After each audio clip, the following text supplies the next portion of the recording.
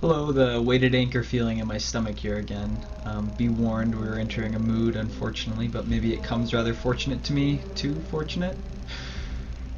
Feels good. Again? Well, do you know Bjork? There's a song about something I've been working on that life now apparently demands be said. Just funny how she picks and chooses sometimes. Is there really a choice to the madness when it happens? Yes, of course. You can't just opt out, even at a crossroads. You can't just stand there, right? Try it if you're so damned. Maybe that's just your punch ticket to that wretched path to the left of ghouls and the rest, but we're towards light, are we not? We want what's good, no?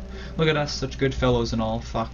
Right, so Bjork, here I am atop a beautiful cliff, and what do you know, there's a wind in the air through the trees as the apples fall and nourish the life to then nurture their young, whom grow tall and feast at night and flee in fright, leaving themselves eventually to a carcass left behind, feeding the mites that crawl with worms, squeezing through the bellies and channels of great beasts. Right, breathtakingly shocking. I am practically choking again, fuck me, and what? I can practically jump straight from this cliff there. The beauty, it calls to me, I want to be one with it all. I am also over here, and it's also over there, so close and so far, and just this view now, terribly almost demanding violation if one is not so careful. The entirety, it speaks, it sings, but it screams, and it rotates upon itself again and again. Wow. From where do I stand tall in valor before such a sight? The same from where I ponder my fall, as my toes now practically inch beyond the rock, floating? No. Can't be. I was out of poetry at the school, and he said this thing about the lover, how he goes about making 10,000 things about 10,000 people at the glance of a second upon his unexpected walks to and fro. Maybe you're familiar with something of this, but I wonder when he stops to stare for a while upon just one, this one of many, right? This entirety from atop beauty, its roaring whisper, oh bloody love, I taste the copper and mist in the stray winds of its ecology, and how embarrassing, says time, counting not even a week on his wrist, memory like cold water, the narcissist romantics, daydream, snot bubble, pops, hello, wake up, this is a Wendy's, people shit here. There's burgers. Could you stop snoring? You're on a cliff, remember? I know there are pretty sights and 10,000 things and paths made of paths, so perhaps you could just take one step back, you know? Can you feel your feet? Even barely? So I throw little things off, bottles, cutlery, whatever I find lying around, following with my eyes, listening to the sounds they make. So what? You can be happier? Can be safe again with you? I guess my problem is I doubt it, and I forget, and I stand too close, I get too excited, I imagine what my body would sound like, slamming against those rocks, being swallowed, sinking into its flesh. Well, there would be no more to see. Lights out. Extinguishment. This beautiful view.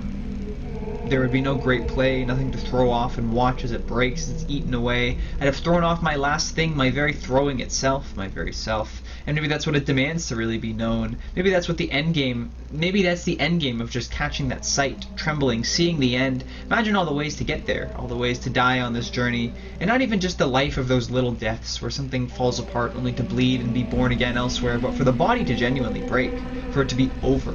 To die a true death, for death to die maybe. To me that's what I know of love, or even life for that matter.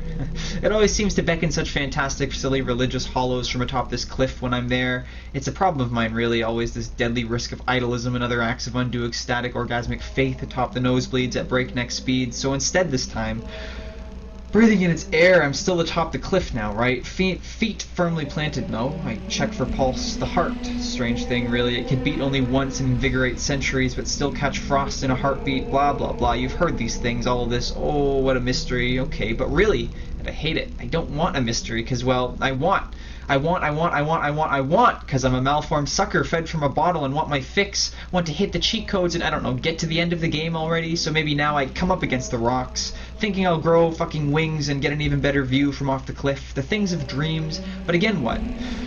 Breathing in this time? What have we learned the last time we were here? Oh yes, it is all so good over there and bad over here, and there's such a height difference of some kind. Oh, there's roses in cheeks, and not to mention the possibility of this whole dream being nothing but that. Unrequited, shared by the foolish mind of one. Ouch. Sorry, lover. Maybe humility is a quality like throttling a brake. It's for you to be happier, not for bodies to burst and to be cut against the rocks. So instead, take this plate. Throw that instead if you need to, before she wakes up, so you can be happier, so you can be safe. No love, but maybe not like that this time, I say out loud from the sole of my lips to my ears, slowly now. And take it, dude, but maybe take it easy.